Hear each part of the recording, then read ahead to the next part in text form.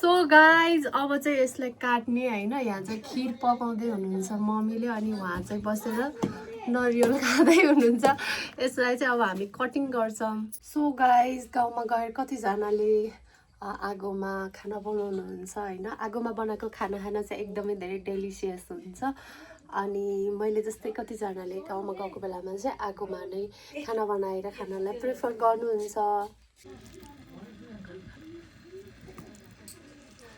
so guys यो चाहिँ भगवानलाई नयाँ चिज जे पनि बनाउँछौँ हामीले चाहिँ त्यो चाहिँ सधैँभरि भगवानलाई दिएपछि मात्र हामीले खाने गरेको छ कि अनि त्यही भएर मैले चाहिँ सबैभन्दा पहिला भगवानलाई छुट्याएँ चाख्नुभन्दा पहिला अनि त्यसपछि मात्र म चाख्छु के नुन लागेको छ कि नै भनेर सो गाइज मुखबाट पानी चाहिँ ननिकाल्नु है त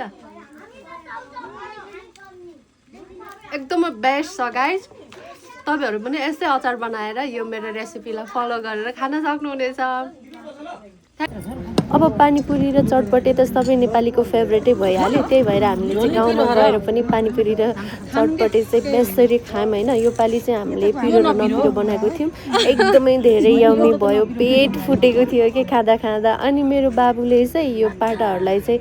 दुध खान्दिदै थियो किनभने उसको मम्मीको डेथ भएर हो त्यसपछि चाहिँ हामीले चटपटे पछि चाहिँ चाउमिन पनि खाने भनेर नेक्स्ट डे चाहिँ अर्गनाइज गरेको थियो अनि चाउमिन चाहिँ मैले यस्तै बनाएको थियो भेज चाउमिन हैन अनि त्यसपछि भेजिटेबल्स धेरै हालेर यति डेलिसियस भएको थियो सबैजनाले चाहिँ तारिफ गर्नुभएको थियो के यो चाउमिनको चाहिँ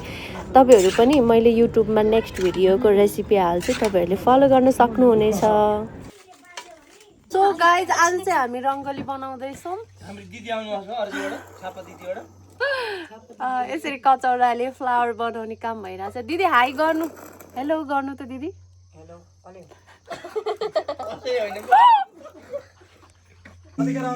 मम्मी मिले तन मम्मी बिजी हुनुहुन्छ ले त राम्रो देखाए लड्दै खोलेर मादल खोलेर बस्ने हुन्न बस्ने भयो हेपी यार टी-शर्ट यार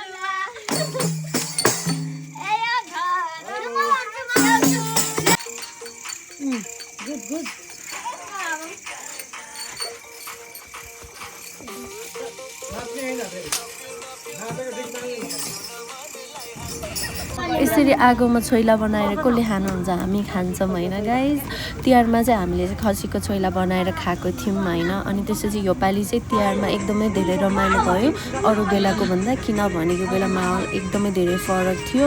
अनि सबै फ्यामिली पनि भेट भएको थियौँ उहाँ चाहिँ हुनुहुन्छ मेरो एकदमै धेरै घरको फेभरेट पर्सन हैन दिदी अनि त्यसपछि उहाँ चाहिँ एकदमै धेरै फनी हुनुहुन्छ उहाँले बोलेको हरेक शब्दहरु चाहिँ मलाई एकदम धेरै खुसी लाग्छ हैन किनभने उहाँ चाहिँ मेरो माइतको फुपू दिदी जस्तै पनि हुनुहुन्छ सो गाइस थ्यांक यू